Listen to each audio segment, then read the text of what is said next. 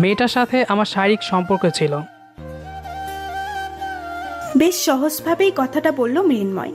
এরপর বেশ কিছুক্ষণ পিনপতন নীরবতা চলল। নীরবতা কাটিয়ে তুলল মৃন্ময়, বলল, চুপ করে আছেন যে?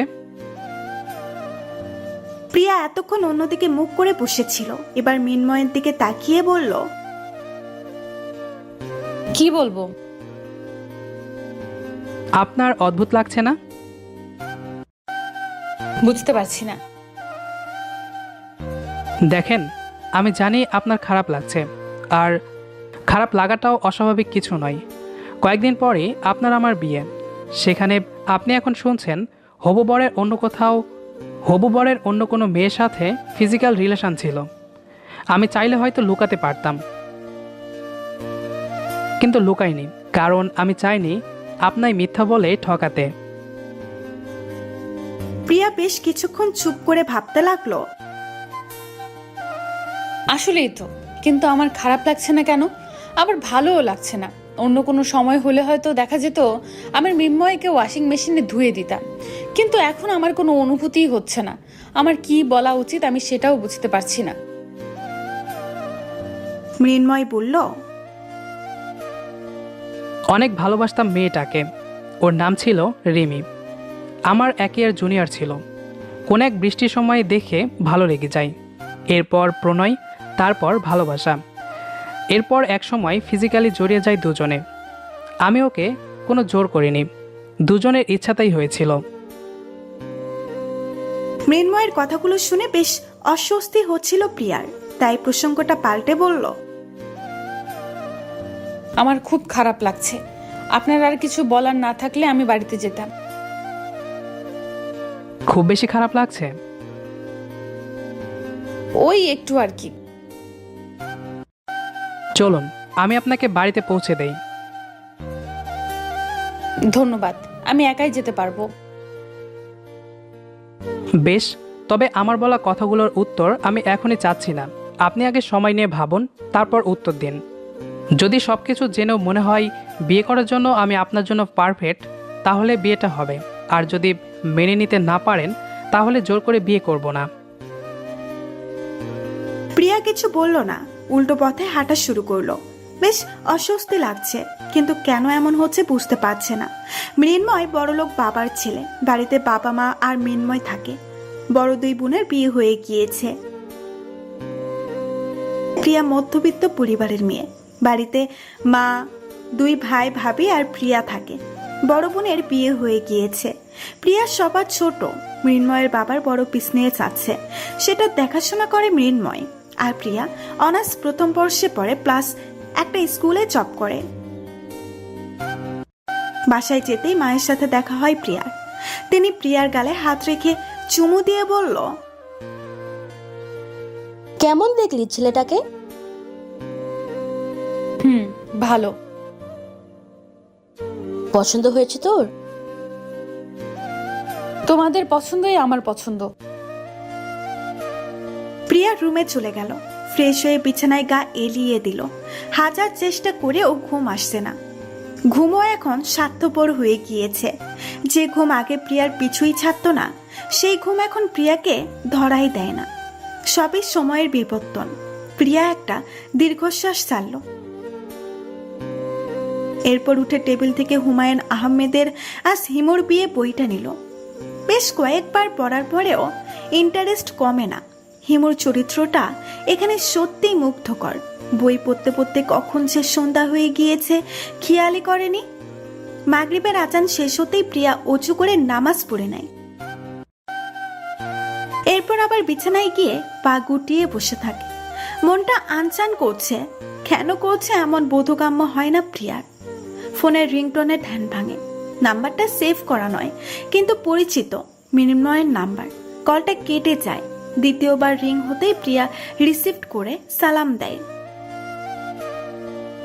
আসসালামু আলাইকুম। ওয়ালাইকুম আসসালাম। কেমন আছেন? আলহামদুলিল্লাহ, আপনি? আলহামদুলিল্লাহ, ভালো আছি। কি করছেন?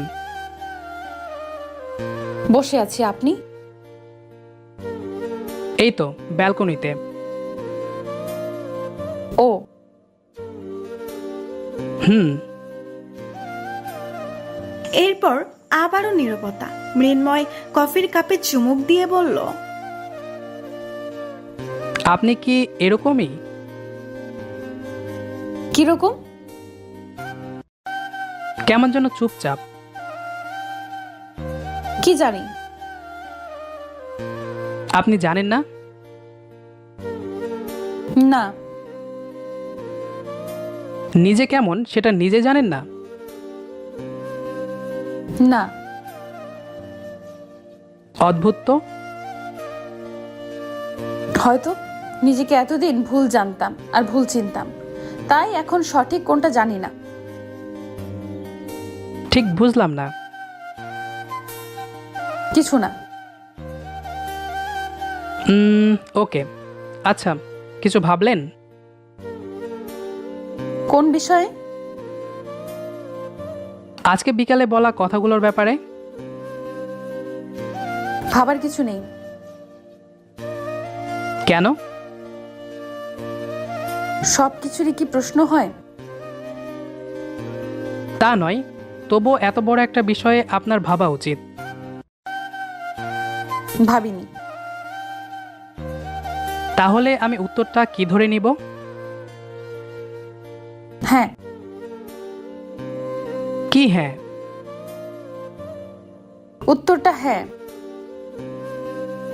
তাহলে আমার অতীত নিয়ে আপনার কোনো সমস্যা নেই? না, মা বলে প্রতিটা মানুষের উচিত অতীত থেকে শিক্ষা নেওয়া, কিন্তু অতীত আঁকড়ে ধরে বেঁচে থাকা নেহাতি বোকামি। আপনার মা ঠিকই বলে। ইভেন আমি মনে করি সন্তানদের মঙ্গলের জন্য প্রতিটা বাবা মায়ের উপদেশই সঠিক।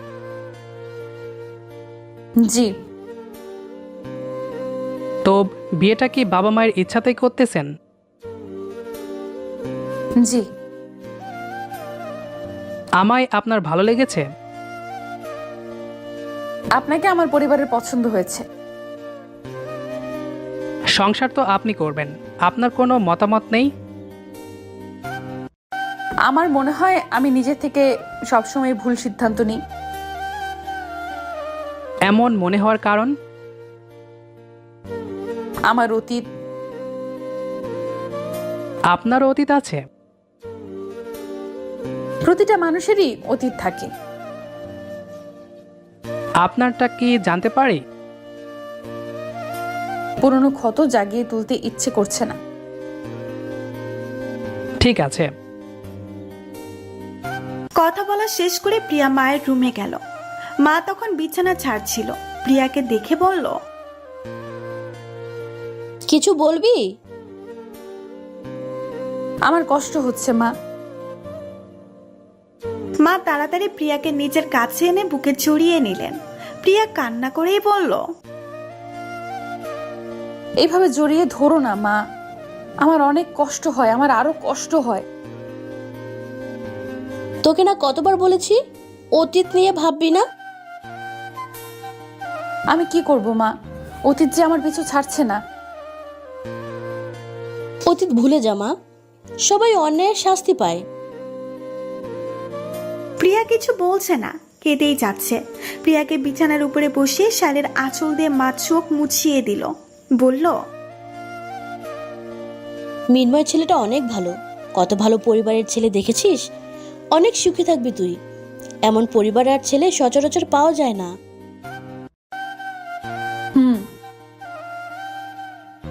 আমি আমার আগের সেই হাসি খুশি প্রিয়াকে ফিরে পেতে চাই, যার হাসিতে এই বাড়িটা প্রতিটা লোক হাসে, যার দুষ্টুমিতে এই বাড়ি মেতে থাকে।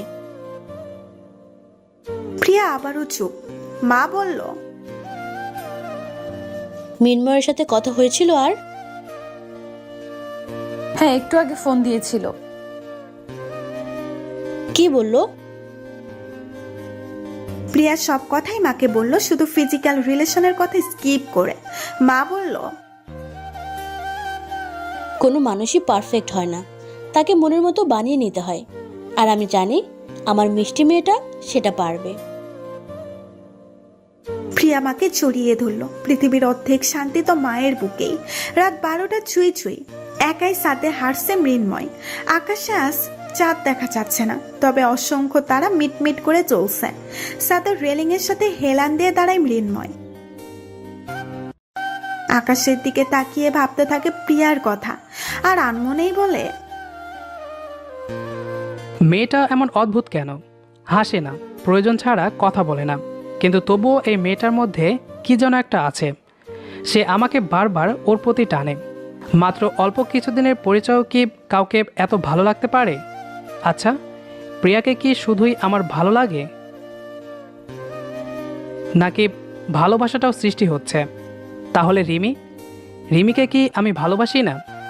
না না, রিমিকে আমি সত্যি ভালোবেসেছিলাম, বরং রিমি আমাকে ঠকিয়েছে। মৃন্ময়ের সাথে পায়চারি করতে লাগলো। একসময় থমকে গিয়ে ভাবতে লাগলো, প্রিয়া তখন কি একটা অতীতের কথা বলছিল। আচ্ছা, ওর আবার কি অতীত আছে? ওরও কি আমার মতো ফিজিক্যাল রিলেশন ছিল? ছি, না, কি ভাবছি? আচ্ছা, যদি থেকে থাকে? হাজারটা প্রশ্ন মৃন্ময়ের মাথায় ঘুরপাক খাচ্ছে।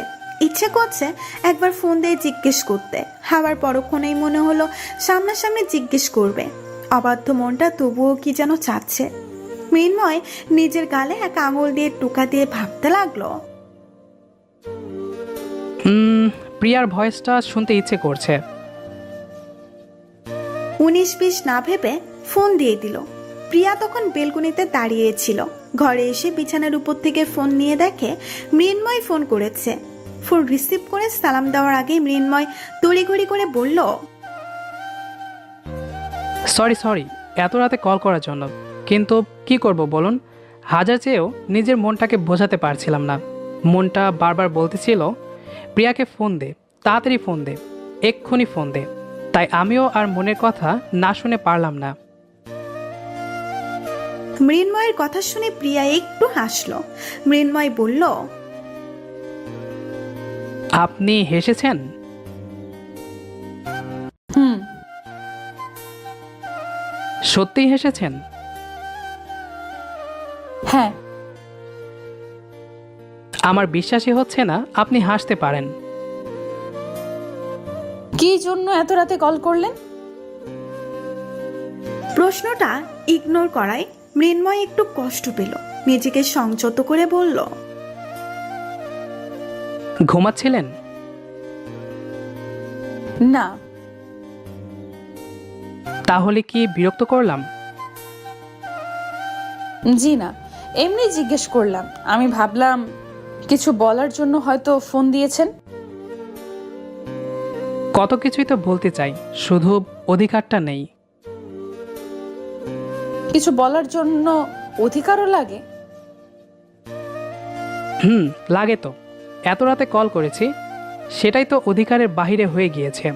সব দোষ এই বেহায়া মনটার। আপনার কণ্ঠ শোনার জন্য আকুল হয়ে গিয়েছিল। তখন প্রিয়া ধুম করে একটা প্রশ্ন করে বসলো, আমি আপনার কে? মৃন্ময় ওপাশ থেকে কিছু বলতে যাবে, তখনই প্রিয়ার ফোন সুইচ অফ হয়ে গেল। এটা অস্বাভাবিক নয়, প্রিয়ার ফোন খুব একটা প্রয়োজন হয় না, তাই চার্জও দেওয়া হয় না বেশ কয়েকদিন। ফোন চার্জে দিয়ে প্রিয়া শুয়ে পড়ে।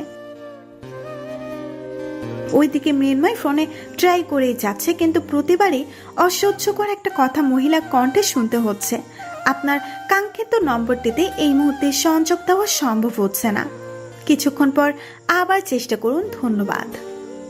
হুট করেই মৃন্ময়ের প্রশ্নের কথা মনে পড়ে আর রিপিট করে বলে, আমি আপনার কে? সকাল সকাল প্রিয়া ফ্রেশ হয়ে স্কুলে চলে যায়। 2টা ক্লাস নিয়ে বের হতেই মৃন্ময় ফোন দেয়। হ্যালো, আসসালামু আলাইকুম।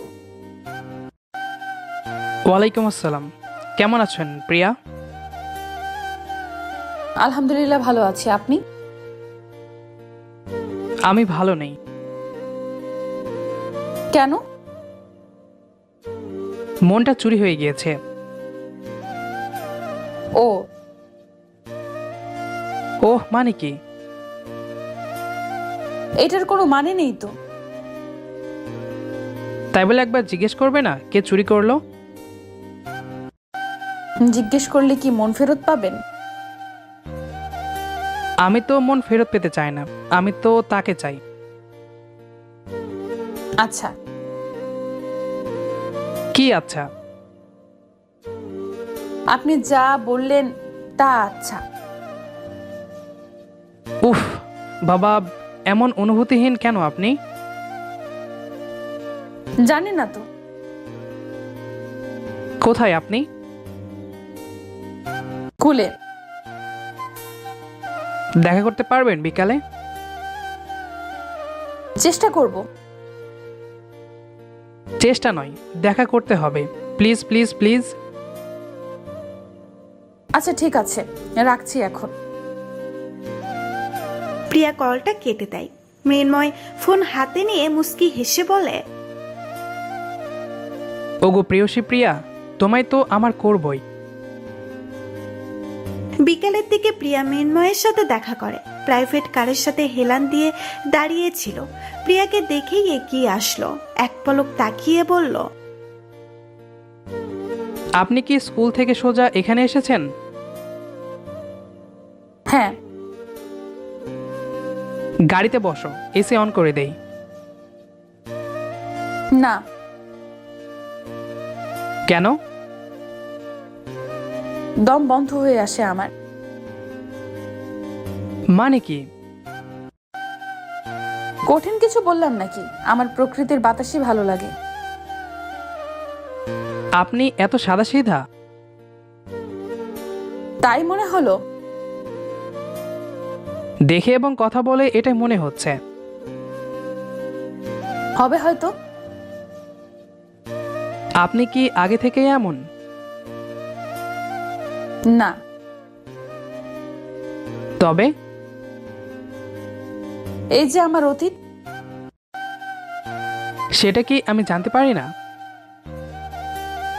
পারেন। তাহলে বলেন। ইচ্ছে করছে না এখন। অদ্ভুত তো। আমার খুব টায়ার্ড লাগছে, আমি বাসায় যাই এবার। মৃন্ময় হতাশ চোখে তাকায় প্রিয়ার দিকে, তারপর ভাবলেশহীন ভাবে বলে, হুম। প্রিয়া আর অপেক্ষা করে না, হাঁটা শুরু করে। মৃন্ময় তাকিয়ে আছে সেদিকে, বড় একটা দীর্ঘশ্বাস ছেড়ে বলে, এই মেয়ের মন জয় করব কিভাবে? বন্ধুদের আড্ডা মহলে সবাই হাসি খুশি থাকলেও মৃন্ময় একদম মনমরা হয়ে বসে আছে। মৃন্ময়ের বন্ধু সাদিক ধাক্কা দিয়ে বলল, কিরে শালা, বসে বসে শোক দিবস পালন করছিস নাকি? সেরকমই। বলিস কিরে, এতদিন পর সবাই একসাথে হলাম আর তুই শোক পালন করছিস? তাছাড়া আর কি করব বল? যার সাথে আমার বিয়ে ঠিক হয়েছে তার মন জয় করতে পারছি না। কি বলছিস মিঠাই? তোকে তোর হবু বউ পাত্তা দিচ্ছে না? না, বিষয়টা সেরকম নয়। মেয়েটা কেমন যেন চুপচাপ, প্রয়োজন ছাড়া একটা কথাও বলে না। মেয়ে কি খুব সুন্দরী? খুব সুন্দর নাকি জানি না, তবে মায়াবিনী। কই ছবি দেখাতো। মৃন্ময় পকেট থেকে ফোন বের করে প্রিয়ার ছবি দেখে বের করে দেখায়। সাদিক বেশ ভালো করেই দেখে বলল, এই মেয়ে চুপচাপ হয় কিভাবে? ছবিটা ভালো মতো দেখেছিস? চোখে মুখে হাসির দুষ্টামির ঝিলিক স্পষ্ট। ছবির সাথে বাস্তবে ওর কোনো মিল খুঁজে পায় না, হাসে না একটুও। এমন কেন জিজ্ঞেস করিসনি? করেছি তো, কেমন যেন অদ্ভুত অদ্ভুত কথা বলে। তোর কি মনে হয় এর পেছনে অন্য কোনো কারণ আছে? বলে তো কিসের নাকি অতীত আছে, কিন্তু কি সেটা তো বলে না। এবার মেয়ে বান্ধবীরা মুখ খুলল, বলল, দোস্ত, একটা আইডিয়া আছে। কি কি? মেয়েরা সবসময় গিফট পেতে পছন্দ করে। গিফট বলতে সারপ্রাইজ আর কি। তো তুইও ওকে সারপ্রাইজ দে।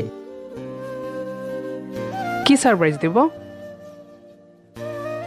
গাধা একটা, কি সারপ্রাইজ দিবি সেটাও আমরা বলে দেব? মেয়েদের ব্যাপারে আমি আনাড়ি। ইস, রিমিকে মনে হয় কখনো গিফট দিসনি। দিয়েছি, তবে রিমি যেটা চেয়েছে সেটাই দিয়েছি। বুঝলাম, তুই ওকে শাড়ি চুড়ি এসব গিফট করতে পারিস। পড়বে বলে মনে হয় না। আরে দিয়ে তো দেখ। ঠিক আছে, চল তাহলে শপিং মলে যাই। মৃন্ময় বন্ধুদের নিয়ে শপিং মলে যায়, পছন্দ মতো 3টা শাড়ি কিনে, তার সাথে ম্যাচিং চুড়ি। তবে সেগুলো সরাসরি দেয়নি, পার্সেল করে পাঠিয়েছে। একদিন পরে প্রিয়ার বাসায় পার্সেল পৌঁছে যায়। পার্সেল পেয়ে বেশ অবাক হয় প্রিয়া। নামহীন গিফট আবার কি করে হয়? কার গিফট কার কাছে এসেছে? প্যাকেট খুলে প্রিয়া মেরে বসে থাকে। শাড়ি চুড়ি এসব কার? সাথে একটা চিরকুট, তাতে লেখা, ওগো প্রেয়সী, সামান্য গিফট তোমার জন্য।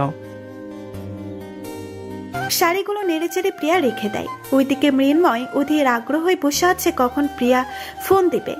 মৃন্ময় বসে বসে ভাবছে, এতক্ষণে প্রিয়া নিশ্চয়ই বুঝে গেছে গিফটগুলো আমি পাঠিয়েছি, কিন্তু এখনো ফোন করছে না কেন? মেয়েটা এমন কেন, এত অবুঝ? আমি যে কখন থেকে মেয়েটার ফোনের অপেক্ষা করছি সেটা কি বুঝে না ও? এভাবে 3 ঘন্টা পার হয়ে যাওয়ার পরেও যখন প্রিয়ার ফোন আসে না, তখন বাধ্য হয়ে মৃন্ময়ে ফোন দেয়। হ্যালো, কি করছেন প্রিয়া? এই তো বসে আছি। আপনি? আমিও। মৃন্ময় একটু ঘুরিয়ে পেঁচিয়ে জিজ্ঞেস করলো, আজকে কি মন খুব খুশি নাকি? না তো, কেন? না, মনে হলো। ও আচ্ছা, আপনার প্রিয় রং কি? নাই। মানে? মানে সব রঙই ভালো লাগে। আপনার কোন জামা ভালো লাগে? মানে শাড়ি, 3 পিস? এসব প্রশ্ন কেন করছেন? করতে পারি না। কারণ? তেমন কিছুই না। জানেন, আজ না একটা পার্সেল এসেছে। এবার মৃন্ময়ের মনে লাড্ডু ফুটলো। মনে মনে একবার লুঙ্গির ডান্সও দিয়ে ফেললো। এরপর খুশিতে গদগদ হয়ে বলল, ওহ তাই? পার্সেলে কি ছিল? শাড়ি আর চুড়ি। কে পাঠিয়েছে? কি জানি কোন পাগলে পাঠিয়েছে। এবার মৃন্ময়ের হাসি মাখা মুখটা ফ্যাকাশে হয়ে গেল। শেষমেশে কিনা পাগল উপাধি নিতে হলো। মৃন্ময় কিছু বলল না, চুপ করে রইল। প্রিয়া বলল, আপনি আছেন? না, আমি গেছি। মানে? মানে মানে আমি ছাদে গেছি। ও আচ্ছা, আমি একটু পর ফোন দেই, কেমন? আচ্ছা। মৃন্ময় ফোন রেখেই চেঁচিয়ে বলল, সুভার বাচ্চা। সাথে সাথে মৃন্ময় সুবাহাকে কল দিল। সুবাহা কল রিসিভ করে বলল, হ্যালো দোস্ত।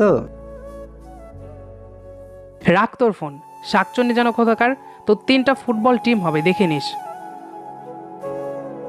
আরে এত রেগে আছিস কেন? রাখবো না তো কি করবো রে? তোকে কোলে নিয়ে ধেই ধেই করে নাচবো? কি হয়েছে বলবি তো? হারামি, তোকে আমি কচুরিপানা ভর্তি পুকুরে চুবাবো। ওই রকম বুদ্ধি তোকে কে দিতে বললো রে? জানিস প্রিয়া আমায় কি বলেছে? কি বলেছে? পাগল উপাধি দিয়েছে, পাগল। সুবাহা এবার শব্দ করে হাসতে লাগলো। মৃন্ময় রাগে গস গস করতে করতে বলল, একেই তো এক আজাইরা বুদ্ধি দিছিস, এখন আবার আমার এই অসময়ে 32 পাটির দাঁত বের করে হাসছিস। সুবাহা কোনো রকমে হাসি থামিয়ে বলল, কি আর করব বল? তোদের আর কিছু বলতে হবে না। রাগ করিস না, তুই বরং এক কাজ কর, একদিন প্রিয়াকে আমাদের আড্ডায় নিয়ে আয়। কেন? কোন নতুন কেলেঙ্কারি বাঁধাবি শুনি? আরে আগে আনতো। পরের দিন প্রিয়াকে নিয়ে গোল মিটিংয়ে বসানো হয়। সবার মধ্যমণি হচ্ছে প্রিয়া। এক একজন এক এক কথা বলছে, কেউ গল্প বলছে, কেউ কবিতা বলছে, কেউ গান গাইছে, কেউ জোকস শোনাচ্ছে। প্রথম প্রথম বিরক্ত লাগলেও আস্তে আস্তে ভালো লাগা কাজ করছিল। কখনো কখনো কারো গল্প শুনে ইন্টারেস্ট পাচ্ছিল, কখনো কারো কবিতায় মুগ্ধ হচ্ছিল, কখনো কারো গানে অনুভূতিরা হাতছানি দিচ্ছিল, আবার কখনো কারো জোকস শুনে প্রাণ ভরে হাসছিল। আর এই সব কিছুই মনে ভরে দেখছিল মৃন্ময়। মনে মনে হাজারটা ধন্যবাদ দিচ্ছিল বন্ধুদের। শুধু তাই নয়, বন্ধুদের বড় করে একটা ট্রিটও দিয়ে দিয়েছে। এরপর থেকে প্রায় প্রিয়া সবার সাথে আড্ডা দিত, হাসি খুশিতে মেতে থাকতো। আগের মতো স্বাভাবিক হতে লাগলো। আস্তে আস্তে বিয়ের ডেটও এগিয়ে আসলো। না চাইতেও এক ভালো লাগার অনুভূতি ছুঁয়ে যাচ্ছিল দুইজনের মনে। আগামীকাল গায়ে হলুদ। প্রিয়া আজ মৃন্ময়ের দেওয়ার একটা শাড়ি পরেছে, ম্যাচিং করে চুড়ি পরেছে। আজ মৃন্ময়কে সারপ্রাইজ দিবে, কিন্তু মৃন্ময়ের বাড়িতে গিয়ে প্রিয়া নিজেই সারপ্রাইজড হয়ে যায়। পায়ের নিচ থেকে মাটি সরে যাচ্ছিল। বিশ্বাসই হচ্ছিল না এটা হতে পারে। প্রিয়া চুপ করে দাঁড়িয়ে আছে। একদিন পাতেই যার সাথে বিয়ে, তাকে অন্য একটা মেয়ের সাথে এভাবে দেখা সত্যিই কষ্টকর। মৃন্ময়কে একটা মেয়ে জড়িয়ে ধরে আছে, শুধু তাই নয়, মেয়েটা কাঁদছে। মৃন্ময় প্রিয়াকে দেখে মেয়েটাকে এক প্রকার জোর করে ছাড়িয়ে দিল। মেয়েটা তবুও মৃন্ময়ের হাত ধরে কাঁদছিল। মৃন্ময় হাত ছাড়িয়ে নিয়ে প্রিয়ার কাছে আসলো। প্রিয়া, তুমি? মেয়েটাকে? রিমি। এবার রিমি প্রিয়ার কাছে এগিয়ে আসলো। কাঁদতে কাঁদতে মৃন্ময়কে বলল, এই সেই প্রিয়া যার সাথে তোমার বিয়ে ঠিক হয়েছে?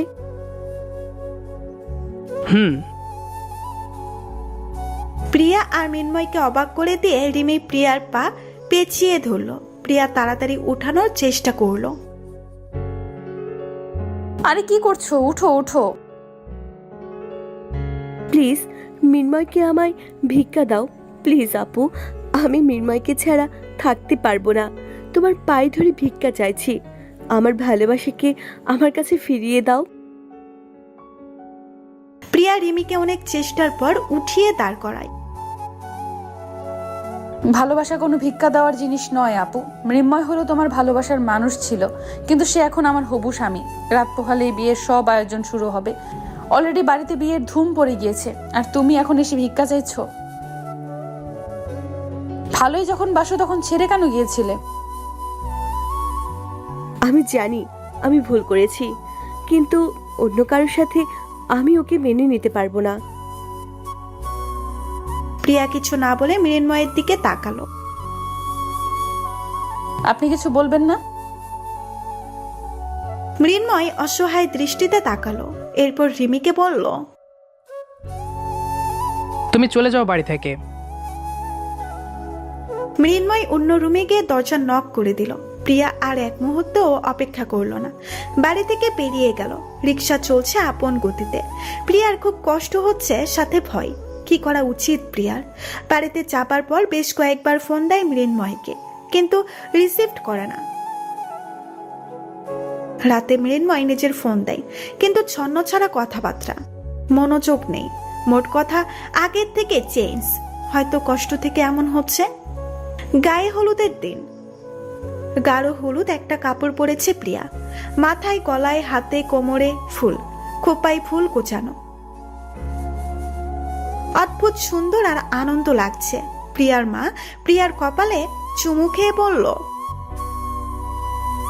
কারো নজর না লাগুক আমার মেয়ের দিকে। উত্তরে প্রিয়া মিষ্টি একটা হাসি দিল। কিছুক্ষণ পরে গায়ে হলুদের অনুষ্ঠান শুরু হবে। মৃন্ময় ফোন দেয় এর মধ্যে। প্রিয়া রিসিভ করতেই মৃন্ময় বলল, কোথায় তুমি? বাসায়। কেন? তোমার বাড়ির পেছনে আসো তো একটু। কেন? কোনো প্রশ্ন নয়, প্লিজ একা এসো আর তাড়াতাড়ি আসো। আচ্ছা, দেখছি। প্রিয়া আশেপাশে ভালো করে দেখে নিল। এরপর লুকিয়ে লুকিয়ে বাড়ির পেছনে গেল। হালকা আবছা আলোয় প্রিয়াকে এভাবে দেখে মৃন্ময়ের বুকে মোচড় দিয়ে উঠল। মৃন্ময়কে দেখে প্রিয়া একটি মিষ্টি হাসি দিল। মৃন্ময় প্রিয়ার কাছে এসে হাত ধরে বলল, আমায় ক্ষমা করে দিও প্রিয়া। মানে কিসের ক্ষমা? আমি পারলাম না। কি পারবেন না? আমি রিমিকে ফিরিয়ে দিতে পারলাম না প্রিয়া। এসব কি বলছেন আপনি? জানি তোমার কষ্ট হচ্ছে, কিন্তু তোমায় বিয়ে করলে এর চেয়েও বেশি কষ্ট পাবে রিমি। আমি রিমিকে কষ্ট দিতে পারবো না প্রিয়া। প্রিয়ার চোখে পানি টলমল করছে। পানিগুলো উপচে পড়তে চাইছে। গলাটা ধরে এসেছে। কথা বলতে গিয়েও কথা বের হচ্ছে না গলা থেকে। অনেক কষ্টে বলল, আমাকে ঠিকই ঠকাতে পারলেন, তাই না? মৃন্ময় এবার প্রিয়ার পায়ে ধরল। আমায় ক্ষমা করে দাও প্রিয়া, প্লিজ। আমি জানি ক্ষমাযোগ্য হয়তো আমি না। আমি তোমার পায়ে ধরছি, প্লিজ। এবার আর প্রিয়ার চোখের পানিগুলো আটকাতে পারল না। দু গাল বেয়ে টপ টপ করে পানি পড়ছে। আমার পা ছাড়ুন। আমায় ক্ষমা করে দাও প্লিজ। প্রিয়ার ডান হাত হলুদ কাচের চুড়ি ছিল। পাশেই পেয়ারা গাছটার সাথে প্রিয়া জোর হাতে বাড়ি দিল। সাথে সাথে কাচের চুড়িগুলো ভেঙে গেল।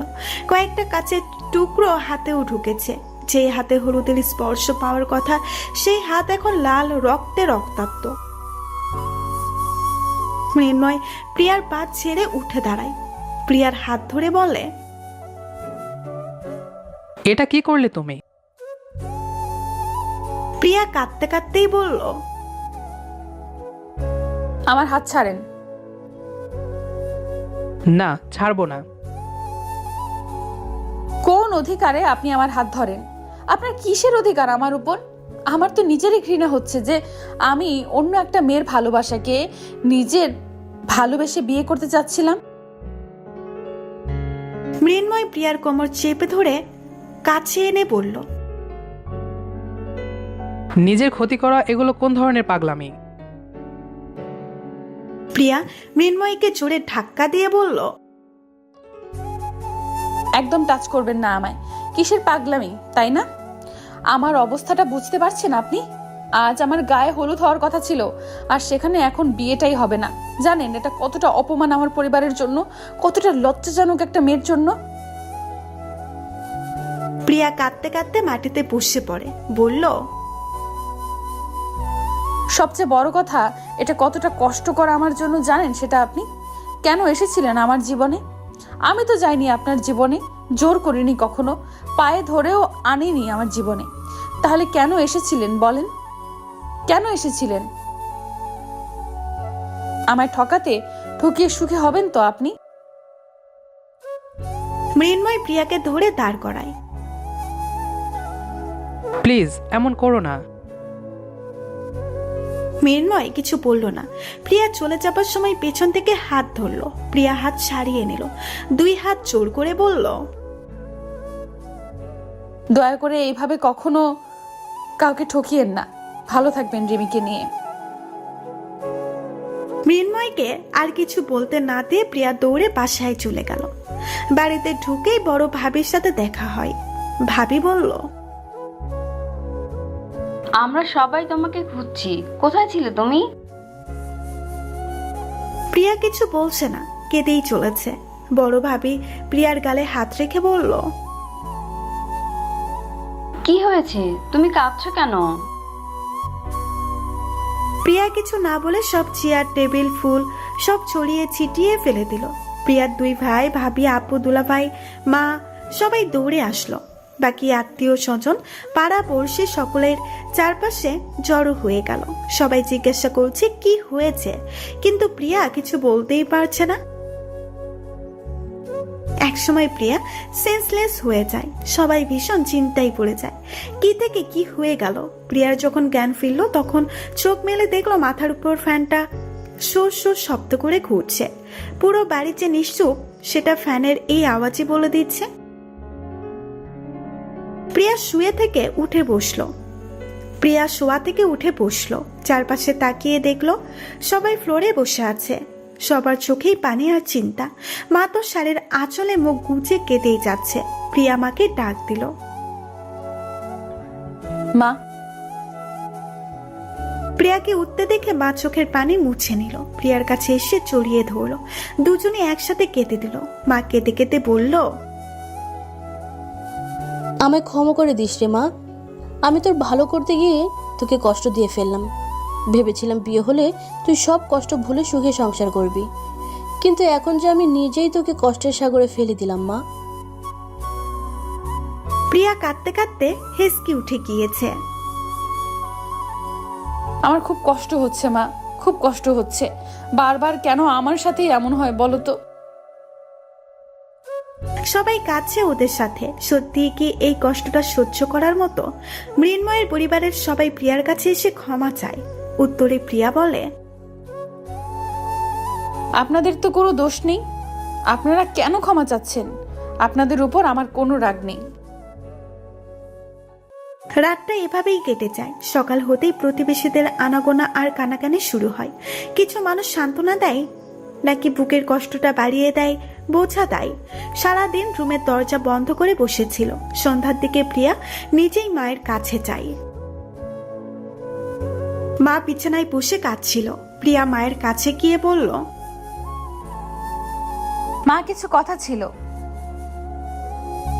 প্রিয়াকে দেখে মা তাড়াতাড়ি চোখ মুছে বলল, হ্যাঁ বল।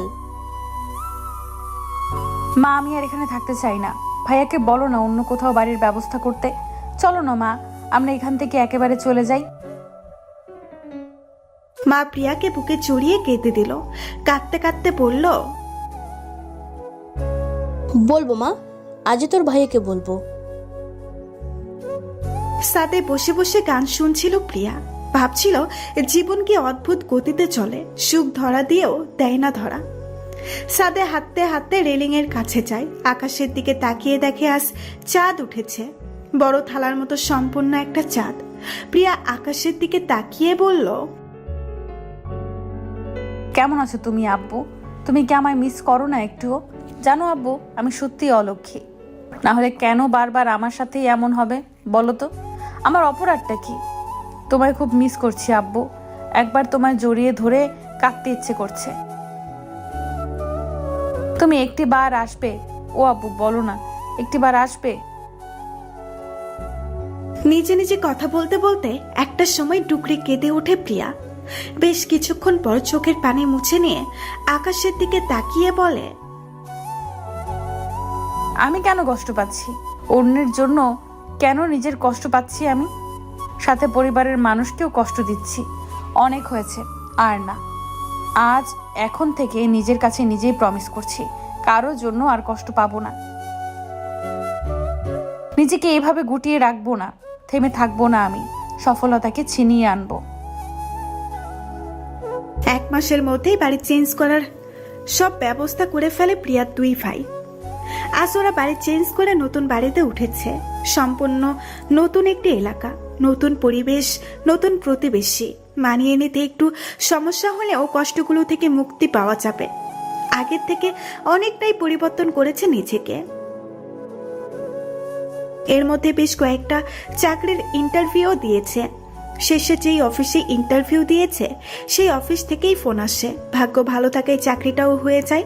প্রিয়ার যে চাকরি করাটা খুব বেশি দরকার বিষয়টা এমন নয়। নিজেকে ব্যস্ত রাখলে অতীত থেকে অনেকটাই মুক্তি পাওয়া যাবে, এটা ভেবেই বাড়ির লোকজন আর বাধা দেয়নি। ভার্সিটিতে প্রতিদিন ক্লাসও করা লাগে না, বিধায় কারোরই কোনো সমস্যা নেই। অফিসে প্রথম জয়েনের দিন প্রিয়া একটা সুতি 3 পিস পরে। অফ হোয়াইট কালার একটা 3 পিস সাথে ব্ল্যাক কালার হিজাব, ঠোঁটে একদমই হালকা গোলাপি লিপস্টিক দেয়। খাবার খাওয়ার সময় ছোট ভাইয়া বলল, কিরে প্রিয়, তুই লিপস্টিক দিয়ে খাচ্ছিস যে? খাবার মুখে নিয়েই প্রিয়া বলল, তো কি হয়েছে? পেট খারাপ হলে বুঝবি। লিপস্টিক খেলে পেট খারাপ হয়, তুমি কি করে জানলে? আমার কথা শুনে ছোট ভাবি বিষম খেলো। ছোট ভাইয়া একটু কেসে বলল, জানি না তো, আন্দাজে বললাম আর কি। জানিসই তো লিপস্টিকে কত কেমিক্যাল থাকে। তাছাড়া লিপস্টিক ঠোঁটে দিয়ে খেয়ে লাভ কি? লিপস্টিক তো উঠেই যাবে। উঠলে উঠুক, আমারটা শেষ হলে ভাবিটা দেব না। খাওয়া শেষে প্রিয়া উঠে দাঁড়ায়, মাকে উদ্দেশ্য করে বলে, আমি আসি কেমন? ছোট ভাইয়া ডাক দিয়ে বলল, এদিকে আয় তো প্রিয়। কি হয়েছে? আরে আয় তো। প্রিয়া ছোট ভাইয়ের কাছে গিয়ে বলল, শার্টের পকেটে কি আছে দেখ তো। এটার জন্য তুমি আমায় ডেকে আনলে? দেখছিস তো আমি খাচ্ছি। ছোট ভাবি হাসতে হাসতে বলল, তোমার ভাইয়ার এই স্বভাব কি আজ নতুন নাকি? অলসের ঢেকে একটা। প্রিয়া আর কথা না বাড়িয়ে ছোট ভাইয়ের পকেটে হাত দিল। একটা 500 টাকার নোট। টাকাটা ভাইয়ার দিকে এগিয়ে দিয়ে বলল, এই ধরো। আমাকে দিচ্ছিস কেন? তো কাকে দেব? তুই নিবি? আমার লাগবে না, বড় ভাইয়া অফিসে যাওয়ার আগে 500 টাকা দিয়ে গেছে। বলিস কি রে? ভাইয়া তোরে টাকা দিল অথচ আমায় দিল না? আচ্ছা, ওটা আমি পরে বুঝে নেব। এখন এই টাকাও তুই নিয়ে যা। রাস্তাঘাট বলা তো যায় না কখন কোথায় টাকা লাগে। আমার লাগবে না ভাইয়া। ছোট ভাইয়ার কথা শুনে প্রিয়া হেসে দিল। তোমার সাথে ঝগড়া করতে থাকলে আমার অফিস টাইম পার হয়ে যাবে। আমি এখন আসি। প্রিয়া চলে যাবার পর ছোট ভাবি বলল, মা, প্রিয়া কিন্তু আগের থেকে অনেক পরিবর্তন হচ্ছে। কি সুন্দর হাসি খুশি থাকে, দেখেছেন? বাস স্ট্যান্ডে গিয়ে দাঁড়াতেই সাথে সাথে একটা বাস আসে। প্রিয়া বাসে উঠে জানালার পাশে একটা সিট দেখে বসে পড়ে। বাসে আরো যাত্রীরা উঠছিল। হুট করে একটা ছেলে বাসে উঠে ধপাস করে প্রিয়ার পাশের সিটে বসে পড়ে। প্রিয়া একবার তাকিয়ে দেখলো রীতিমতো ছেলেটা রাগে কাঁপছে, চোখ দুইটা লাল হয়ে আছে। প্রিয়া আর সেই দিকে না তাকিয়ে জানালা দিয়ে বাহিরে তাকালো। বাস অলরেডি ছেড়ে দিয়েছে। পাশে বসা ছেলেটা ফোনে কল আসতেই রাগ ছাড়া শুরু করে দেয় সে। ওই পাশ থেকে কি বলছে শোনা যাচ্ছে না, কিন্তু ছেলেটা বলছে, এখন আমি গাড়ি দিয়ে কি করব? এতক্ষণে গাড়ি পাঠানোর সময় হলো তোমাদের? এদিকে যে আমার মিটিংয়ের সময় পেরিয়ে যাচ্ছে, সেটা কি তোমাদের মাথায় নেই? ননসেন্স এক একটা। সব কয়টাকে যদি কঠিন শাস্তি না দেই তো আমার নামও ফাহাদ নয় বলে দিলাম। এতটুকু বলেই তিনি ফোন কেটে দিলেন। এরপর সব চুপচাপ। হেল্পার ভাড়া নিয়ে আসার সময় প্রিয়াকে উল্লেখ করে বলল, আপা ভাড়া দেন। প্রিয়া ভাড়া মিটিয়ে দিল। ফাহাদ নামক ছেলেটা হেল্পারের দিকে 500 টাকার নোটটা এগিয়ে দিল। হেল্পার বলল, ভাইজান 500 টাকা তো ভাঙতি নাই। ফাহাদ রাগে গসগস করতে করতে বলল, ভাঙতি নেই কেন? কেন নেই? ভাঙতি কেন রাখেন না আপনারা? হুটহাট এমন আচরণে হেল্পার সহ বাসের অনেকেই বেশ অবাক হয়। বিষয়টাকে থামাতেই প্রিয়া তার ভাড়াটা দিয়ে হেল্পারকে বলল, আপনি যান। হেল্পার চলে যাওয়ার পর ফাহাদ প্রিয়ার দিকে ঘুরে বলল, আপনি কে? সরি, কে আপনি? আমি প্রিয়া। আপনার নাম জানতে চাইনি আমি। আমি জানতে চেয়েছি আপনি আমার কে। কিছুই না। তাহলে আপনি কেন দিবেন আমার ভাড়া? আশ্চর্য লোক তো আপনি, কারোর উপকার করলেও দোষ। কে বলেছে আপনাকে আমার উপকার করতে? 10 টাকার ভাড়া দিয়ে আমায় উদ্ধার করেছেন। পায়ে পা দিয়ে এমন ঝগড়া করছেন কেন? কি মিথ্যুক মহিলা! পায়ে পা দিলাম কখন? ওইটা কথার কথা ছিল। আর কালো সানগ্লাসটা চোখ থেকে খুলেন তো। একটা ছোট্ট বাচ্চা মেয়েকে বলে মহিলা, বলে চোখে কি ছানি পড়েছে? কি এত বড় কথা? আমার চোখে ছানি? আমি কি আপনার মতো কানি? প্রিয়া কিছু বলতে যাবে তখনই হেল্পার বলল, আপা নামেন, আয়শা করছেন। প্রিয়া রাগে দাঁত কটমট করতে করতে বাস থেকে নেমে পড়ল। প্রিয়ার সাথে সাথে ফাহাদও নেমে পড়ল। কিছু দূর যেতেই প্রিয়া পেছন ঘুরে দাঁড়ালো, এক হাত কোমরে গুজে বলল, সমস্যা কি? পেছন পেছন আসছেন কেন? ঝগড়া করে স্বাদ মেটেনি? ওই হ্যালো, আমি আমি আপনার পিছন পিছন আসছি। এই ফাহাদ, আয়মান চৌধুরী ফাহাদ, কারোর পিছন পিছন যায় না। ওকে? প্রিয়ার মেজাজ চরমে উঠে গেল। এদিকে বেশি কিছু বলতে গেলে অফিসে লেট হয়ে যাবে, আর প্রথম দিনে লেট হলে দেখা যাবে কর্পোরের মতো চাকরিটাও উধাও হয়ে যাবে। তাই আর কিছু না বলে হাঁটা শুরু করলো, আর মনে মনে বলল, কোথা থেকে যে এই পাগলের হৃদয় হলো? এত ঝগড়ুটে হয় ছেলেরা। অফিসের গেটের কাছে আসতেই একটা পিচ্ছি মেয়ে প্রিয়ার ওড়না টেনে ধরলো। প্রিয়া চমকে গেল, বলল, আরে কি করছো? ওড়না ছাড়ো। মেয়েটা কিছু বলল না, প্রিয়ার হাত ধরে টানতে লাগলো। প্রিয়া বিরক্ত হয়ে বলল, একটার পর একটা ঝামেলা তো দেখি লেগেই আছে। টানতে টানতে একটা দোকানের সামনে নিয়ে গেল এবং খাবার দেখাতে লাগলো। এবার প্রিয়া ভালো করে তাকালো মেয়েটার দিকে। পরনে একটা পুরাতন ফ্রক, তাও হাতার এক পাশ ছেঁড়া, মাথার চুলগুলো উস্কো খুস্কো। প্রিয়ার মায়া লাগলো। মেয়েটার মাথায় হাত বুলিয়ে বলল, কিছু খাবে? মেয়েটা কথা না বলে মাথা উপর নিচ করলো। প্রিয়া দোকানদারকে বলল, আঙ্কেল, একটা প্যাকেট পাউরুটি, 4টা কলা আর 1 বোতল পানি দিন তো। খাবারগুলো পিচ্চিটার হাতে দেওয়ার পর খুশিতে মেয়েটার চোখ মুখ উজ্জ্বল হয়ে গেল। খাবারগুলো নিয়ে দৌড়ে চলে গেল। দোকানদারকে টাকা দিয়ে প্রিয়া অফিসে চলে গেল। হাত ঘড়ির দিকে তাকিয়ে দেখলো 10টা 10 বাজে। 10টার মধ্যে উপস্থিত থাকার কথা, সেখানে 10 মিনিট লেট। না জানি কপালে কি আছে, চাকরির মুখ দেখার আগেই বোধহয় চাকরিটা যাবে। 3 তলায় গিয়ে এদিক সেদিক ঘুরছিল প্রিয়া। একটা ছেলে এসে বলল, কাজ বাদ দিয়ে এখানে দাঁড়িয়ে আছো কেন? অ্যাকচুয়ালি আমি আজ নতুন জয়েন করেছি।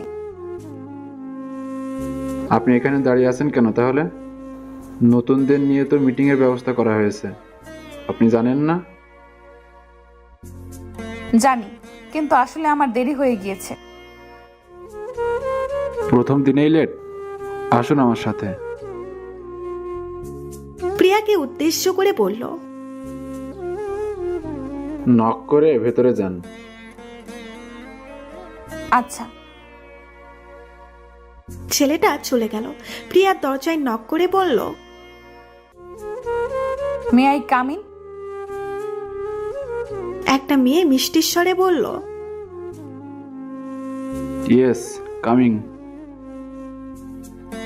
সম্ভবত মেয়েটা স্যারের বিয়ে হবে। প্রিয়া এক পা বাড়াতেই স্যার বলল, আউট।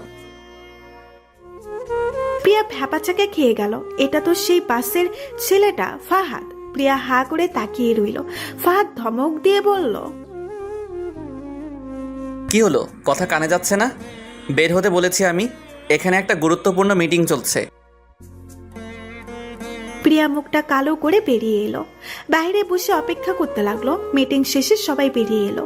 ফাহাদও একবার প্রিয়ার দিকে তাকালো, তারপর তার বিয়েকে বলল, ওনাকে আমার রুমে পাঠিয়ে দাও। আচ্ছা। ফাহাদের কথা মতো প্রিয়াকে পাঠিয়ে দিল তার কেবিনে। প্রিয়া দরজায় নক করে বলল, আসতে পারি স্যার? আসুন আসুন, আপনার জন্যই তো অপেক্ষা করছিলাম লেট লতিফ। প্রিয়া মুখটা মলিন করে ভেতরে প্রবেশ করলো। কয়েক মিনিট নীরবতা চলল। মনে হয় বড় কোনো ঝড়ের পূর্বাভাস হলো। তাই ফাহাদ ধমক দিয়ে বলল, কয়টা বাজে? ফাহাদের ধমকে প্রিয়া কেঁপে উঠল। হাত ঘড়ির দিকে তাকিয়ে বলল, 11:05। হ্যাঁ, কি আপনি কি তোতলা? জি না। প্রথম দিনে অফিসে লেট করে আসলেন, জানেন এর শাস্তি কি দিতে পারি আমি? না। জানেন না? না। কেন জানেন না? আজব তো, আপনি কি শাস্তি দেবেন সেটা আমি কি করে বলবো? আমার মুখে মুখে তর্ক? আমি আপনার বস হই, বস। উদ্ধার করেছেন আমায় বস হই। মুখে তো একটুখানিও মধু নেই, আবার চেঁচিয়ে বলে বস হই, বস। Out, get out. হ্যাঁ, যাচ্ছি। এখানে বসে থাকতে আসিনি আমি।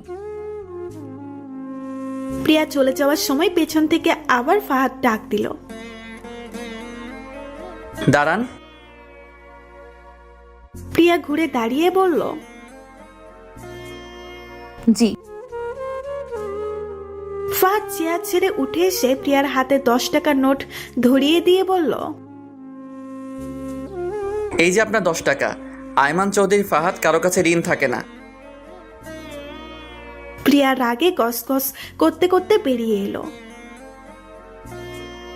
ইস, কি ঢঙের নাম গো! সেটা আবার ঢং করে বারবার রিপিট করা লাগে। এমন বসই কি কপালে জুটতে হলো আমার? কিভাবে সহ্য করে? 5টার দিকে অফিস ছুটি হয়ে যায়। সবার সাথে সাথে প্রিয়াও বের হয়ে আসে। বাইরে এসে ফাহাদের মুখোমুখি হয়। প্রিয়া অন্যদিকে মুখ ঘুরিয়ে নেয়, আর ফাহাদ গম্ভীর হয়ে গাড়িতে উঠে চলে যায়। বাড়িতে এসে প্রিয়া ফ্যান ছেড়ে বিছানায় শুয়ে পড়ে। মা রুমে এসে বলল, কি রে, এসেই শুয়ে পড়লি যে? ক্লান্ত লাগছে মা। যা ফ্রেশ হয়ে আয়। একটু পর যাই মা। না, এখনই যাবি, ওর তাড়াতাড়ি। প্রিয়া উঠে ফ্রেশ হতে চলে যায়। ততক্ষণে মা কফি বানিয়ে আনে। প্রিয়া তোয়ালা দিয়ে মুখ মুছতে মুছতে ওয়াশরুম থেকে বেরিয়ে আসে। কফির মগটা এগিয়ে দিয়ে মা বলল, অফিসের প্রথম দিন কেমন কাটলো? অফিসের কথা মনে হতেই প্রিয়ার মেজাজটা খারাপ হয়ে গেল। কিন্তু এসব মা বা ভাইরা কেউ জানলে কখনোই এই চাকরিটা করতে দিবে না, এটা প্রিয়া ভালো করেই জানে। আর অতীত থেকে মুক্তি পাওয়ার জন্য প্রিয়ার ব্যস্ত থাকাটা খুব জরুরি। বস রাগী তো কি হয়েছে, হোক রাগী, তার সাথে ঠিক মতো কথা বললেই হয়। সে রেগে যায় এমন কাজ করবে না। বাস হয়ে গেল। চাকরি করতে করতে একটা অভিজ্ঞতাও হয়ে যাবে। তখন ভালো কোনো চাকরি পেলে এটা ছেড়ে দিবে। মনে মনে এসব ছক কষে নিচ্ছিল প্রিয়া। মা হালকা ধাক্কা দিয়ে বলল, কি রে, কোথায় হারিয়ে গেলি? হ্যাঁ, হারাইনি তো। জিজ্ঞেস করলাম কেমন কাটলো আজকের দিন। প্রিয়া কফির মগে চুমুক দিয়ে বলল, ভালো। ভালো মতো কাজ করবি। আচ্ছা। মাগরিবের নামাজ পড়ে প্রিয়া শটাং হয়ে বিছানায় শুয়ে পড়ে। কখন যে ঘুমিয়ে পড়ে, কারো হাতের ঠান্ডা স্পর্শে প্রিয়ার ঘুম ভেঙে যায়। চোখ মেলে দেখে ছোট ভাইয়া ভেজা হাত দিয়ে প্রিয়ার 2 গাল চেপে ধরেছে। প্রিয়া হাত সরিয়ে দিয়ে বলে, এটা কি হলো? ঘুম ভাঙানো হলো? এখনো ঘুমাচ্ছিস তুই? ঘুমাবে না তো কি করব? ওর তাড়াতাড়ি, সবাই তোর জন্য অপেক্ষা করছে। কেন? কেন আবার কি? খাওয়ার জন্য। আমি খাবো না। তুই খাবি, তোর ভাইও খাবে। তাহলে ভাই খাক, আমি খাবো না। খাবি না? না না না। ওকে। ছোট ভাইয়া প্রিয়াকে কোলে করে ডাইনিং রুমে নিয়ে গেল। প্রিয়া চেঁচামেচি করতে করতে হাত পা ছোড়াছুড়ি করতে লাগলো। ছোট ভাইয়া বলল, খবরদার পিউ, এমন করলে কিন্তু ঠাস করে ফ্লোরে ফেলে দিব। ছোট ভাইয়া প্রিয়াকে চেয়ারে বসিয়ে দিল। প্রিয়া কাঁদো কাঁদো স্বরে বলল, আমার ঘুম তোমাদের কারো সহ্য হয় না, আমি জানি তো। প্রিয়া চেঁচিয়ে বলল, মা, তোমার এই বাদর 2 ছেলেকে কিছু বলবা নাকি আমি 2টার ঘাড় মটকাবো বলো? ছোট ভাইয়া বলল, সে কি রে প্রিয়, তুই রাক্ষসী নাকি? মা। এবার বড় ভাবি বলল, কি শুরু করলে তোমরা? রাগাচ্ছ কেন ওকে? প্রিয়া ভাত নিয়ে যাবে, তখন ছোট ভাইয়া বলল, তুই না বললি তুই খাবি না? প্রিয়া দাঁত কটমট করে বলল, তো আমি এখানে এখন নৃত্য করব? না বোন, বাতাসে কখন উড়ে যাবি কে জানে। কোচো। 2 ভাই মিলে প্রিয়াকে খাইয়ে দিল। ছোট ভাবি বিছানা ঠিক করে দিল, মশারি টাঙিয়ে দিল। বড় ভাবি প্রিয়া চুলে বেনি করে দিল। রুমের দরজা লাগিয়ে দিয়ে আয়নার সামনে দাঁড়িয়ে ভাবতে লাগলো, পরিবারের প্রতিটা মানুষই আমাকে কতটা ভালোবাসে, অথচ আমি যাদের ভালোবাসি তাদের কাছে প্রতারিত হই। আমার পরিবারের মতো কেউ আমায় কখনো বুঝবে না, আর ভালোও বাসতে পারবে না। আল্লাহ, তুমি আমার পরিবারকে এইভাবে হাসি খুশি রেখো, ভালো রেখো। প্রিয়া শান্তির একটা ঘুম দিল। সকালে উঠে ফ্রেশ হয়ে খেয়ে অফিসে চলে গেল। আজ পাক্কা 30 মিনিট আগে অফিসে পৌঁছে গেল। অফিসে গিয়েই খেলো এক ধাক্কা। বিড়বিড় করে বলল, বাবারে, দেওয়াল নাকি আইফেল টাওয়ার? গেল রে মাথাটা। সামনে তাকিয়ে দেখলো এটা কোনো দেওয়াল না, আবার কোনো আইফেল টাওয়ারও না। সাক্ষাৎ বস ফাহাদ অগ্নি দৃষ্টিতে তাকিয়ে আছে। প্রিয়া মিনমিন করে বলল, প্রিয়া রে, আজ তুই শেষ। যেখানে বাঘের ভয় সেখানেই সন্ধ্যা হয়। এর থেকে যদি আমি 3 তলা থেকে নিচে পড়ে যেতাম তাও ভালো ছিল, নয়তো কোলার খসায় পা পিছলে ফ্লোরে পড়ে কোমর ভাঙতাম তাও ভালো ছিল। এখন তো জম সামনে দাঁড়িয়ে। ফাহাদ রাগী কণ্ঠে বলল, চশমায় পাওয়ার আছে? হ্যাঁ। তবু দেখে চলতে পারেন না? চোখ কি কপালে তুলে রাখেন? আমি তো ব্ল্যাক সানগ্লাস পরেও সব ঝকঝকা তকতকা দেখি। প্রিয়ার ইচ্ছে হলো একবার জিজ্ঞেস করতে, তাহলে আপনি ধাক্কা খেলেন কেন? আপনি দেখে চললেই তো আর ধাক্কা লাগতো না। কিন্তু মুখে এটা বলা যাবে না। মুখে বলল, সরি স্যার। সরি সরি বললেই সব সমাধান হয়ে গেল, তাই না? তাহলে কি করব? কোনো প্রশ্ন ছাড়াই প্রিয়া চশমা খুলে দিল। ফাহাদ চশমাটা চোখে দিতে দিতে বলল, দেখেন আমি কিভাবে পাওয়ারে চশমা পরে হাঁটি। চশমা পরে 2 কদম যেতেই ধপাস করে এক শব্দ হলো। অন্য কিছু নয়, ফাহাদে পড়ে গেছে। প্রিয়া আশেপাশে তাকিয়ে দেখলো কেউ নেই। এগিয়ে গিয়ে বলল, উঠুন উঠুন, ব্যথা পেয়েছেন? ইস রে, সবাই কেমন উঁচু নিচু লাগছিল আর তাই ধপাস করে পড়ে গেলাম। প্রিয়া মিটমিট করে হাসতে লাগলো। আসলে স্যার, আপনার অভ্যাস নেই তো, তাই পড়ে গিয়েছেন। আপনি তো মনে মনে এটাই চেয়েছেন।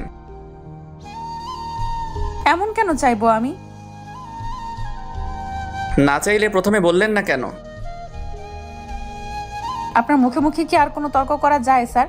হাজার হলেও আমার বস আপনি। ফাহাদ রাগে দাঁত কটমট করতে লাগলো। মনে মনে বলল,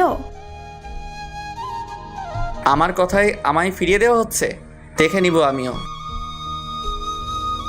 মৃন্ময়ের সাথে রিমির সম্পর্কটা বেশ কয়েকদিন ভালো চললেও ইদানিং ভালো যাচ্ছে না।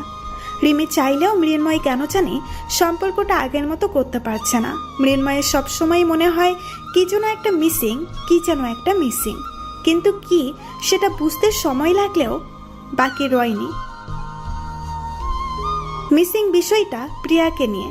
না চাইতেও প্রিয়াকে নিয়ে কাটানোর স্বল্প স্মৃতিগুলোই বারবার পিছু ডাকে মৃন্ময়কে। মনের বিরুদ্ধে সম্পর্ক আর এগিয়ে নিয়ে যেতে পারছে না। এটা যেন এক নিদারুণ কষ্ট। এভাবেই ইচ্ছের বিরুদ্ধে ইগনোর করে চলেছে রিমিকে। রাস্তার ফুটপাত ধরে হাঁটছিল রিমি আর মৃন্ময়। মৃন্ময় অন্য মনস্ক হয়ে হাঁটছিল। রিমি হাত ধরে বলল, কি ভাবছো? কই কিছু না তো। সত্যি কিছু ভাবছো না? না। তারপর কিছুক্ষণ নীরবতা। হাঁটতে হাঁটতে একটা লেকের পাশে বেঞ্চিতে বসলো দুইজনে। রিমি বলল, মৃন্ময়,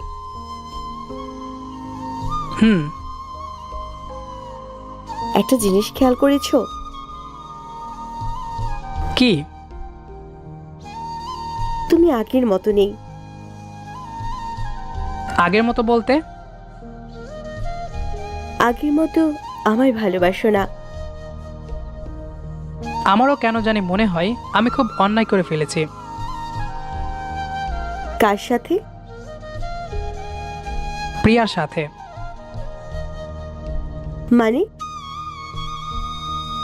হ্যাঁ, অনেক বেশি কষ্ট দিয়ে ফেলেছি। জানি ওর সাথে অনেক অল্প সময় কাটিয়েছি, কিন্তু এই অল্প সময়েই আমায় অনেক ভালো ভালো মুহূর্ত উপহার দিয়েছে। জানি না ওর মধ্যে কী এমন ছিল যেটা ওর প্রতি আমায় খুব বেশি টানত। এখন আমি ফিল করতে পারি যে আসলে আমি ওকে কতটা ভালোবেসে ফেলেছি। মৃন্ময়, তুমি কি বলছো এসব? আমি ঠিকই বলছি রিমি। আমি এখন এটা উপলব্ধি করতে পেরেছি, আমি তোমায় নয় প্রিয়াকে ভালোবাসি। হয়তো দেরি হয়ে গিয়েছে বুঝতে, তবে আমি চাই সব ভুল বোঝাবুঝি মিটিয়ে ফেলতে। এমনটা করো না মৃন্ময়, আমি তোমাকে ভালোবাসি। কেমন ভালোবেসেছিলে আমায়? আমার সাথে রিলেশনে থাকার পরেও তুমি অন্য ছেলের সাথে রিলেশন করেছো।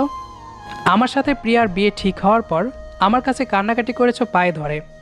আমিও ইমোশনাল হয়ে গিয়েছিলাম তোমার কান্না দেখে, আর তাই এত বড় ভুল করে ফেলেছিলাম। আসলে এভাবে মিথ্যা সম্পর্ক আর রাখা সম্ভব না তোমার সাথে। আমায় ক্ষমা করো। এতটুকুনি বলে মৃন্ময় উঠে দাঁড়ায়, হাঁটা শুরু করে। গন্তব্য প্রিয়ার বাড়ি। পেছন থেকে রিমি অনেকবার ডাকার সত্ত্বেও পিছু ফিরে তাকায়নি মৃন্ময়। প্রিয়ার বাসায় গিয়ে দরজায় নক করলো। দরজা খুলে দিল এক অপরিচিত মহিলা। ভদ্র মহিলা মৃন্ময়কে জিজ্ঞেস করলো, কাকে চাই? জি, প্রিয়া আছে? প্রিয়াকে? ওরা তো এই বাসাতেই থাকতো। সরি, চিনি না আমি। আমরা এই বাড়িতে নতুন এসেছি। তার মানে ওরা বাড়ি ছেড়ে চলে গিয়েছে? হয়তো। আচ্ছা ঠিক আছে, ধন্যবাদ। মৃন্ময় বাড়ি থেকে বেরিয়ে এলো, ভাবতে লাগলো এই অল্প সময়ে বাড়িও চেঞ্জ করে ফেললো। এখন কার থেকে প্রিয়ার খবর নেবে? বাড়ির সামনে মস্ত বড় একটা মাঠ আছে, বিভিন্ন খেলাধুলা কিংবা সাংস্কৃতিক অনুষ্ঠান এখানেই হয়। বিকেলের দিকে ছোট ছোট বাচ্চারা খেলাধুলা করে। এদের মধ্যে একজনকে চিনে মৃন্ময়, প্রিয়ার সাথে একদিন কথা বলতে দেখেছিল। মৃন্ময় ছেলেটিকে ডেকে বলল, এই পিচ্চি প্রিয়া কোথায় বলতে পারবে? মৃন্ময় পিচ্চিটার মাথায় হাত বুলিয়ে বলল, আচ্ছা। অচেনা এক ভয়ে মৃন্ময়ের বুকে মোচড় দিয়ে উঠল। তবে কি মৃন্ময় হারিয়ে ফেলল প্রিয়াকে? মৃন্ময় ফোন বের করে প্রিয়ার নাম্বার খুঁজতে লাগলো, কিন্তু পেল না। হুট করে মনে হলো রিমি প্রিয়ার সব ছবি নাম্বার ডিলিট করে দিয়েছিল। নিজের উপর নিজেরই রাগ হচ্ছিল মৃন্ময়ের। ফেসবুকে গিয়ে দেখলো আইডিও ডিঅ্যাক্টিভ। খুঁজে বের করার সব পথ বন্ধ করে দিয়েছে প্রিয়া। অফিস টাইমগুলো এখন ভালোই কাটে প্রিয়ার। আগে খুব বেশি বিরক্ত লাগতো, এখন নতুন নতুন ফ্রেন্ড হয়েছে, কাজ করে, এদের সাথে সময় কাটিয়ে দিব্যি চলে যাচ্ছে সময়। কিন্তু বাসের মুখোমুখি হলেই ঝগড়া হবেই। সেই প্রথম দিনের রাগ এখনো পর্যন্ত ঝাড়ে বস। প্রিয়া শুধু মনে মনে বলে, চান্দু, একবার শুধু ভালো একটা চাকরি পাই, আপনার অফিসকে সালাম দিয়ে বিদায় হব। লাঞ্চ টাইমে ক্যান্টিনে যাচ্ছিল প্রিয়া, হঠাৎই সামনে পড়ে বস। তার প্রিয়ার সাথে হেসে কথা বলছে। প্রিয়া সেখানে থমকে দাঁড়িয়ে ভাবতে থাকে, এই গোমরা মুখও আবার হাসতেও পারে? হ্যাঁ, পারেই তো। সবার সাথে হাসতে পারে, শুধু আমার সাথেই ঘ্যান ঘ্যান করবে। না জানি কোন জন্মের শত্রুতা তার সাথে। এর মধ্যে ফাহাদের সাথে প্রিয়ার চোখাচোখি হয়ে যায়। প্রিয়া দ্রুত চোখ সরিয়ে নিয়ে ক্যান্টিনে চলে যায়। সবাই খাবার খাচ্ছে, প্রিয়া গিয়ে পৃথার পাশে বসলো। অফিসে একমাত্র পৃথার সাথে প্রিয়ার সবচেয়ে ভালো সম্পর্ক। পৃথা মুস্কি হেসে বলল, লেট হলো কেন সুন্দরী? ওই একটু হয়ে গেল আর। একসাথে লাঞ্চ করার সময় আশেপাশের কলিগদের কথা কানে ভেসে আসছিল। আলোচনার টপিক হচ্ছে ফাহাদ। এক একজন এক এক কথা বলছে। কেউই বলছে বস কত হ্যান্ডসাম, কত কিউট। আরেকজন বলছে দেখ গিয়ে গার্লফ্রেন্ডও হয়তো আছে। আরেকজন বলছে এইভাবে বলিস না, কষ্ট লাগে। সবার কথা শুনে প্রিয়া এটাই ভেবে পায় না ওই মানুষটার মধ্যে এমন কি আছে যে সব মেয়ে তাকে নিয়ে এমন মাতামাতি করছে। বিরক্তিকর একটা লোক। রাত 8টায় অফিসে ছুটি হয়ে যায়। ফাহাদ গাড়ি নিয়ে গেটের কাছে যেতেই প্রিয়াকে দেখতে পায়। পেছন থেকে বলে, এই যে চাশমিশ, লেট লতিফ। প্রিয়া দাঁত কটমট করতে করতে তাকায়। ওই একটা দিনের মাসুল প্রতিটা মুহূর্তে দিতে হচ্ছে প্রিয়ার। প্রিয়া বিড়বিড় করে বলল, কোন কুলক্ষণে যে তার সাথে প্রথম সেদিন দেখা হলো? কিছু বললেন? জি না। সবসময় কি আপনি লেট লতিফ? সবাই চলে গিয়েছে অথচ আপনি এখনো যাননি। পৃথার জন্য অপেক্ষা করছিলাম স্যার। কোথায় সে? ওই তো আসতেছে। ওকে, সাবধানে যাবেন। রাতে চোখে দেখেন তো। প্রিয়ার মেজাজ এবার বিগড়ে যায়। মাছের কাটার মতো গলায় আটকে আছে, ইচ্ছে থাকলেও তুলে ফেলতে পারছে না। ফাহাদ বিশ্বজয়ের মুস্কি হেসে বলল, আসি। প্রিয়া স্পট স্বরে বলে ফেলল, আপনি গেলেই আমি বাঁচি শালা। তখনই দুম করে ফাহাদ গাড়ি থামিয়ে দিল। প্রিয়া জান তখন যাই যাই অবস্থা। না জানি কথাটা শুনে ফেলেছে। ফাহাদ গাড়ি থেকে নেমে প্রিয়ার সামনে দাঁড়ালো। চোখ থেকে সানগ্লাসটা খুলে পরিষ্কার করতে করতে প্রিয়াকে বলল, দুলাভাই চলেন বাড়ি যাই। ফাহাদের এমন কথায় আকাশ থেকে মনে হয় মাটিতে পড়ল প্রিয়া। এই দিক ওই দিক তাকিয়ে বলল, কাকে বলতেছেন স্যার? আপনাকেই বলতেছি দুলাভাই। কি যাতা বলতেছেন? কে কার দুলা ভাই? কে আবার? আপনি আমার দুলাভাই। আমি আপনার দুলা ভাই হতে যাব কেন আজব? ফাহাদ এবার ধমক দিয়ে বলল, তাহলে আমায় শালা বললেন কেন? প্রিয়া একটু চমকে গেল, তুতলাতে তুতলাতে বলল, কখন বললাম? কখন বললাম তাই না? আমি স্পষ্ট শুনেছি আপনি আমাকে শালা বলেছেন। আপনি ভুল শুনেছেন স্যার। কি বলেন আপনি? আমি ভুল শুনেছি? দ্যাটস মিন্স আমি বয়রা? এই আইমান চৌধুরী ফাহাদকে বয়রা বলা? প্রিয়া মিনমিন করে বলল, শুরু হয়েছে তার নাম নিয়ে মহাভারতকে শুদ্ধ করা। মুখে বলল, মা ছি ছি, আমি আপনাকে বয়রা বলবো? এত সাহস আছে নাকি আমার? ফাহাদ এবার সানগ্লাসটা চোখে পড়তে পড়তে বলল, হ্যাঁ, এটা সবসময় মাথায় রাখবেন। সেই তো, কোথায় হাতি আর কোথায় হরিণ? ওয়েট, কে হাতি আর কে হরিণ? কেন স্যার, আপনি হাতি আর আমি হরিণ? স্টুপিড লেডি, আমায় দেখে হাতি মনে হলো আপনার? প্রিয়া মনে মনে বলল, হরিণ তো দেখতে তাও সুন্দর আছে, আপনাকে তো আমার গন্ডার মনে হয়। ফাহাদ চেঁচিয়ে বলল, চুপ করে আছেন কেন? পরিস্থিতি সামাল দিতে প্রিয়া কাঁদো কাঁদো স্বরে বলল, আপনি সব সময় আমার সাথে এমন করেন কেন স্যার? আমার ভয় করে তো। এই চুপ, রাস্তাঘাটে একদম কান্নাকাটি করবেন না। এর মধ্যে পৃথা দোকান থেকে চলে আসে। পৃথাকে দেখে ফাহাদ বলল, ওনাকে নিয়ে বাড়িতে যান। জি স্যার। ফাহাদ চলে যাওয়ার পরই প্রিয়া বড় করে একটা নিঃশ্বাস নিল। পৃথা বলল, বসের সাথে কি কথা বলছিলি রে? কথা বললাম কই, ঝগড়া করছিলাম। কি বলিস, স্যার ঝগড়া করে? কেন রে, তোদের কি মনে হয় তোদের বস দুধে ধোয়া তুলসী পাতা? এক নাম্বারের একটা বজ্জাত, প্রথম দিন থেকেই জীবনটা তেজপাতা বানিয়ে খাচ্ছে। পৃথা দুষ্টুমি করে বলল, সবসময় বস তোর সাথে কেন ঝগড়া করে বলতো? ভালোবাসার পূর্ব লক্ষণ নয় তো? প্রিয়ার মুখের বর্ণ পাল্টে যায় এবার। আনমনা হয়ে বলে, ভালোবাসা বলতে কোনো শব্দ নেই আমার জীবনে। লেট হয়ে যাচ্ছে, বাড়ি ফিরতে হবে। চল। প্রিয়া গাড়িতে গিয়ে ফ্রেশ হয়ে রুমের দরজা আটকিয়ে শুয়ে পড়ে। বুকের ভেতর অশান্তি হচ্ছে খুব। শোয়া থেকে উঠে বসে। এত কষ্ট কেন হচ্ছে? সারাদিনের ব্যস্ততায় সব ভুলে থাকে গেলেও রাতে কেন সব স্মৃতি এভাবে দুমড়ে মুচড়ে দেয়? রাতটা এত স্বার্থপর কেন?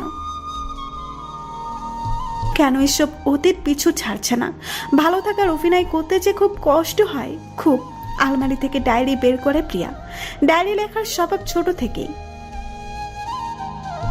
জীবনের বেশিরভাগ ঘটনাই প্রিয়া ডায়েরিতে লিপিবদ্ধ করে রাখে। মাঝখানে বেশি কিছুদিন ডায়েরিটা লিখেনি প্রিয়া। পুরনো ডায়েরিটা দেখে আপুর একটা কথা মনে পড়ে যায়। আপু বলেছিল, ডায়েরির প্রথম মাঝখানে কয়েকটা পেজ পড়ি দম আটকে আসে প্রিয়ার। এই কষ্টগুলো এত অসহনীয় কেন? ডায়েরি না পড়ে এবার প্রিয়া লেখা শুরু করে। লিখতে লিখতে কখন যে টেবিলে ঘুমিয়ে পড়েছে খেয়াল করেনি প্রিয়া। ঘুম ভাঙে সকালে মায়ের ডাকে। ঘড়ির দিকে তাকিয়ে দেখে 9টা বাজে। এত বেলা হয়ে গিয়েছে, ঠিক সময়ে যদি আজ পৌঁছাতে না পারি তাহলে বস আজ আমায় পাউডার ছাড়াই ওয়াশিং মেশিনে ধুবে। প্রিয়া তাড়াতাড়ি উঠে দরজা খুলে দিল। আলমারি থেকে কাপড় নিতে নিতে মাকে বলল, এত দেরিতে কেউ ডাকে? মারবো এক চর, সেই 7টা থেকে ডাকছি, তুই তো উঠিসনি ঘুম থেকে। প্রিয়া আর কিছু না বলে তাড়াতাড়ি গোসল করতে চলে যায়। সময় নেই বিধায় না খেয়ে বাড়ি থেকে বেরিয়ে যায়। বাড়ির ভেতর থেকেই বোঝা যাচ্ছিল যে বাইরে বৃষ্টি হচ্ছে। আবার বাড়িতে এসে ছাতা নিতে হলো। মা পেছন পেছন গিয়ে বলল, আজ তো হিজাবও পড়লি না, খেলিও না, খাবারটা নিয়ে যা, ওখানে গিয়ে খাস। আর হিজাবও দিয়ে দিলাম, চুল শুকালে পরে নিস। তোর আবার হিজাব ছাড়া নাকি আনিজি লাগে। মা নামের এই মানুষটা কি করে যে এত খেয়াল রাখতে পারে। প্রিয়া শুধু একটা পার্স নিয়ে বের হয়েছিল, মা ভ্যানিটি ব্যাগ এগিয়ে দিল। ভ্যানিটি ব্যাগের ভেতর পার্সটা ঢুকিয়ে প্রিয়া অফিসের উদ্দেশ্যে রওনা দিল। সকাল 10:20 সবাই অফিসে এসে কাজ শুরু করে দিয়েছে। প্রিয়ার চেয়ারটাই ফাঁকা। ফাহাদ তার পিয়ে তুয়াকে ডেকে বলল, এই চেয়ার ফাঁকা কেন? কে আসেনি?